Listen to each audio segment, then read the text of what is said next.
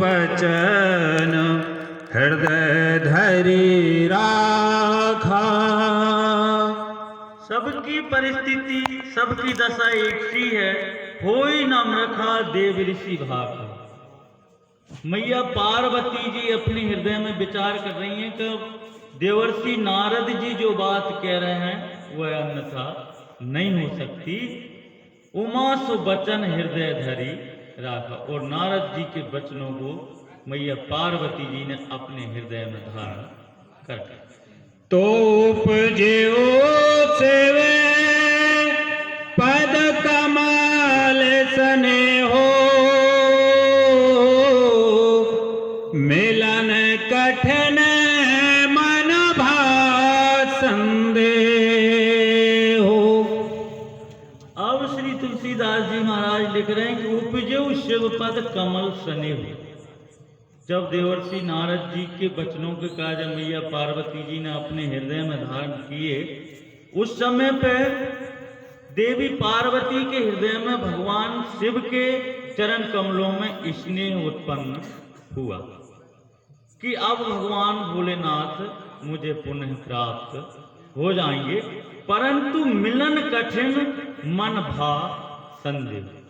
अपने हृदय में इस प्रकार को संशय हो रहा हो, संदेह हो रहा है कि देवर्षि नारद जी की वाणी तो सत्य है, असत्य नहीं हो सके, लेकिन भगवान शिव को मिलन कठिन है, ऐसो संशय मैया के हृदय में।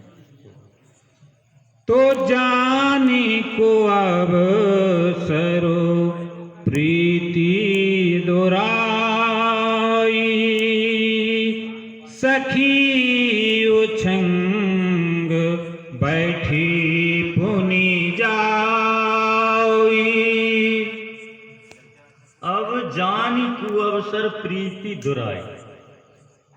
कुअवसर इस प्रकार से कि मैया पार्वती जी के हृदय में भगवान भोलेनाथ के प्रति प्रेम वहां पर उमड़ रहा है, परंतु अब समस्त सखियां और माता पिता हैं वहां पर, इसलिए जानी कुअवसर प्रीति दुराई। उस प्रेम के लिए मैया पार्वती जी ने अपने हृदय में छिपा लिया, यानी किसी को समझ में नहीं आने दिया, और सखी उछंग बैठी पुनि जाए, और फिर वे अपनी सखियों के पास जाकर और बैठे।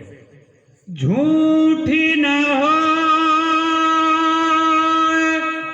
देव ऋषि वाणी, सोचहि दंपति सखी सयानी। अब झूठ न होए देव ऋषि वाणी, सोचहि दंपति सखी सयान। सब आपस में विचार कर रहे हैं महाराज हिमांचल राज और महारानी मैना, और साथ में सब समस्त जो सयानी समझदार सखी हैं, सब अपने हृदय में विचार कर रहे हैं कि देवर्षि नारद जी की बात झूठी तो हो ही नहीं सके। कहे मुनीष और धरी धीर, कहई गिरिराओ, कहु नाथ का करिए उपाओ।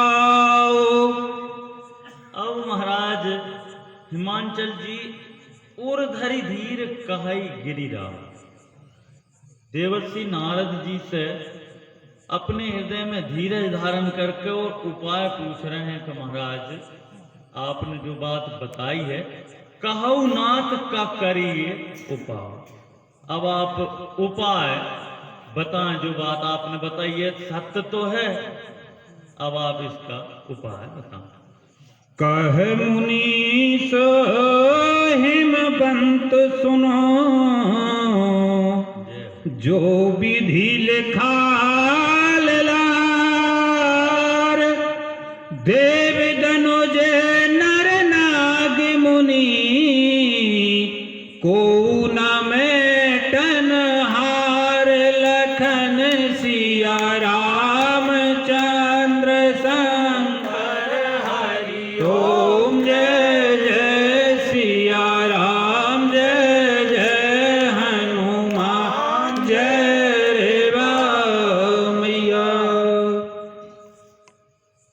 कह मुनीष हिमवंत सुन जो विधि लिखा लीला। देवर्षि नारद जी कह रहे हैं कि महाराज आप